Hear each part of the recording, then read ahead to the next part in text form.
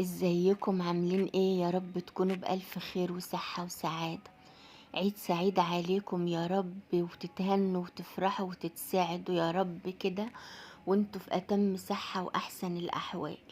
ربنا يا رب كده يهنيكم في العيد ويكبر بخاطركم ويسعدكم يا رب يا حبايبي، انتوا وولادكم وكل حبايبكم. طبعا فرحة العيد عملنا الكوكتيل القمر دوت. الفواكه بقى كتير في السوق. طبعا بقى في العيد بقى جبنا الفواكه كده وغسلناها طبعا وقطعناها. عملنا كده كوبايتين كوكتيل، او تعمليه كده في بولة كبيرة وتحطيه بقى كده في التلاجة يسقع، يرطب على القلب كده وينعش بقى ايه الدورة الدموية. هنا بقى يا حبايبي معانا فراولة ومعانا فواكه مغسولة. طبعا تحطي بقى كده حسب رغبتك الفواكه اللي انت عايزاها. انا بصراحة حطيت فراولة وحطيت موز وحطيت تفاحة خضرة، قطعتهم على سبعين موز على شوية فراولة كده، وايه وخلطتهم كده مع بعض وعملتهم بقى ايه كده في الكوبايات زي ما انتوا شايفين. طبعا هو مش هيغمق ولا حاجة، لان ايه يعني هيتاكل في ساعتها او هيشرب في ساعتها.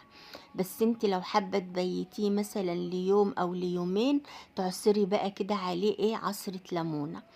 انا هنا يا حبايبي ما عصرتش ليمون ولا حاجة، علشان ايه؟ احنا يعني هناكلوه في ساعتها مش هيبات ولا حاجة. كل سنة وانتوا طيبين وينعاد عليكم يا رب بالخير وبالصحة والسعادة.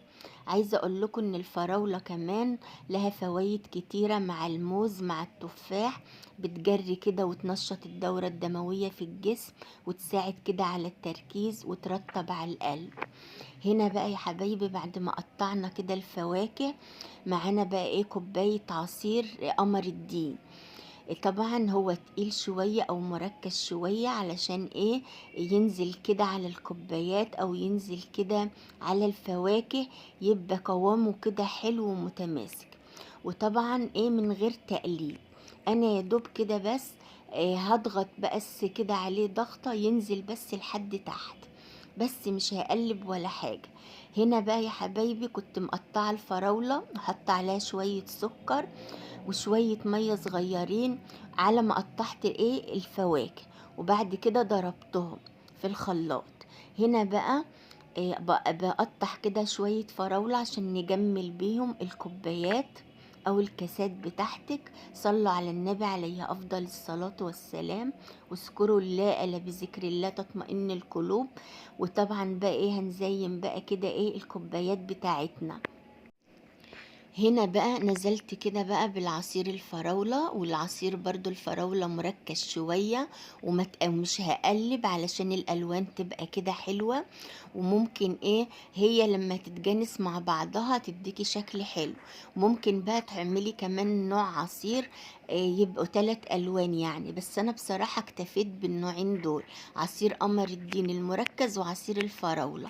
بصراحة ادى شكل حلو ومنظر جميل، وطبعا الطعم جميل والطعم روعة. عايزة اقول لكم ان طعم الكوكتيل كان تحفة وروعة. صلوا على النبي عليه افضل الصلاة والسلام. كل سنة وانتوا طيبين وعيدكم مبارك يا رب العالمين، تتهنوا فيه وتتسعدوا وربنا يجبر بخاطركم وخاطر ولادكم وكل حبايبكم، ودايما يا حبايبي زايدين مش ناقصين. وربنا يبلغنا رمضان أعوام وأعوام وإحنا في أتم صحة وأحسن الأحوال.